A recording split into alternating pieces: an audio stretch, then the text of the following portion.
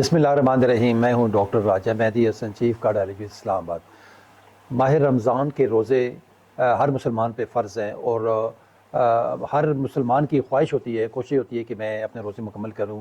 لیکن جو دل کے مریض اور جو ہائی بلڈ پریشر کے مریض ہوتے ہیں وہ بار بار ہم سے پوچھ رہے ہوتے ہیں کہ ڈاکٹر صاحب ہم روزے رکھیں اور کیسے رکھیں. اسپیشلی آج میں ذکر کروں گا جو ہائی بلڈ پریشر کے مریض ہوتے ہیں, مختلف ادویات کھا رہے ہوتے ہیں, تو ان کو روزے کے بارے میں 3 بڑی احتیاطی تدابیر کے متعلق میں آگاہ کروں گا.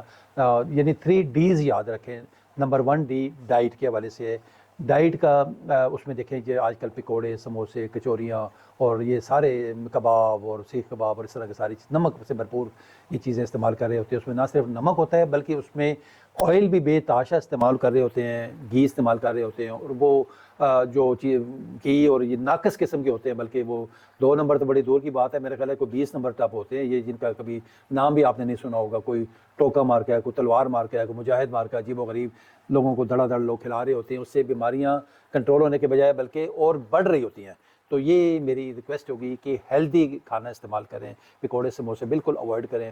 اس میں جو چنا چاٹ ہے, لوبیا چاٹ ہے, اور اس طرح کے فروٹ چاٹ ہے, یہ استعمال کر سکتے ہیں آپ افطاری کے وقت. اس میں تو جو باقی جو اس میں جوسز ہیں, فریش جوسز استعمال کریں. اس میں پانی کا زیادہ استعمال کریں, اور باقی جتنی بھی تلی ہوئی چیزیں ہیں وہ اوائڈ کریں. اس میں نمک بھی ہوتا ہے, چکنائی بھی ہوتی ہے, ہائی کولیسٹرول ڈائٹ بھی ہوتی ہے. تو یہ سارا نقصان دہ چیز ہے. اس میں نہ صرف آپ کا ہائی بلڈ پریشر ہوگا بلکہ دل کے امراض ہونے کا بھی خطرہ رہے گا. دوسری ڈی جو ہے وہ ہے آپ کی ڈرل, یعنی ایکسرسائز, واک اور ایکسرسائز.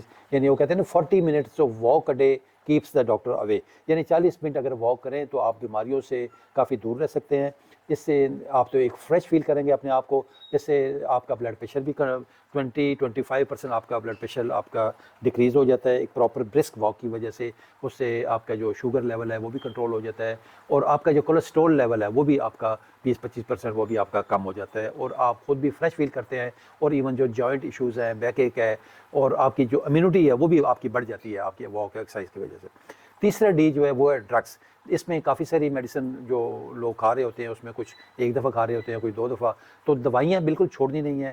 جو صبح والی دوائی ہے اس کو سحری کے ساتھ آپ نے استعمال کرنی ہے, اور رات والی دوائیاں افطاری کے ساتھ کھانی ہیں. اس میں کسی قسم کا رد و بدل نہیں کرنا, نہ دوائی چھوڑنی ہے, نہ کم کرنی ہے, نہ کوئی اپنی مرضی سے کم اور زیادہ کرنی ہے. تو اس میں صرف ایک چیز بتاتا جاؤں کہ اگر کسی کو کوئی ایکیوٹ ایپیسوڈ ہوا ہے, ریسنٹ کوئی ہارٹ اٹیک ہوا ہے, یا ہارٹ فیلئر کے پیشنٹ ہے, اور وہ ایسی ڈائیوریٹک استعمال کر رہے ہیں جس کی وجہ سے ان کے سانس کی دقت ہو رہی ہے اور وہ کنٹرول ہو رہی ہے, یا بار بار چیسٹ پین ہو جانا, یا گھبراہٹ ہو جانا, دھڑکن تیز ہو جانا, تو ایسے مریض کم از کم جو ہے نا وہ جب تک چیزیں سیٹل نہ ہوں وہ کوئی بھی یہ روزے سے تھوڑا اوائڈ کریں, اور اس کو بعد میں جب ٹھیک ہو جائیں تو وہ پھر ادا کر لیں. اور چوتھی جو چیز ہے وہ آپ کے اسموکنگ کے حوالے سے میں بات کروں گا. جو ٹوبیکو اسموکنگ ہے, جس میں نہ صرف آپ کا سگریٹ شامل ہے, اس میں نسوار, ہوکا, چلم, بیڑی, سگار, یہ ساری شامل ہے. تو یہ ایک نادر موقع ہے مسلمانوں کے پاس. اور جو لوگ واقعی سگریٹ نوشی چھوڑنا چاہتے ہیں, جو اکثر ہم سے پوچھ رہے ہوتے ہیں کہ ڈاکٹر صاحب ہم یہ سگریٹ نوشی چھوڑنا چاہتے ہیں لیکن انفارچونیٹلی ہم چھوڑ نہیں پاتے, ہمیں عادت پڑ گئی ہے. تو رمضان کا مہینہ ایک واحد بہترین مہینہ ہے. اس میں اللہ تعالیٰ کی عبادت کے ساتھ ساتھ آپ سارا دن کچھ کھا پی نہیں سکتے, اور یہ ایک واحد سگریٹ چھوڑنے کی ایک مشق کہہ لیں. اس میں بہترین آپ کے پاس موقع اللہ تعالیٰ نے فراہم کیا ہے کہ آپ سارا دن نہیں پیتے. اور لیکن لوگ اکثر پھر یہ افطاری کے بعد وہ کسر پوری کرتے ہیں. لیکن جو لوگ دل سے چھوڑنا چاہتے ہیں, میں سمجھتا ہوں کہ وہ کم از کم افطار کے بعد بھی نہ پئیں, تو یہ پورا مہینہ اگر گزار لیں گے تو ان کو اس چیز کی طلب بھی نہیں ہوگی, اور نہ کبھی وہ خواہش کر سکیں گے. بلکہ ایون رمضان کے بعد بھی وہ یہ جو تمباکو نوشی ہے اس کو ان کا جی نہیں چاہے گا, اور کیونکہ اس کے مضر اثرات اتنے زیادہ ہیں. نہ صرف امراض قلب ہو رہے ہیں بلکہ اس کی وجہ سے مختلف کینسرز بھی بے تحاشا ہو رہے ہیں, منہ سے لے کے آپ کے سارا یہ انٹسٹائنز ہے, آپ کا ایسوفیگس ہے, اسٹمک ہے, آپ کا لنگز ہے,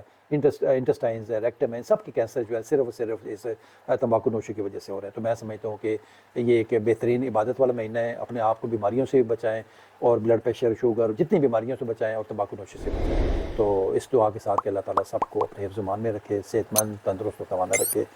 بہت شکریہ, تھینک یو ویری مچ.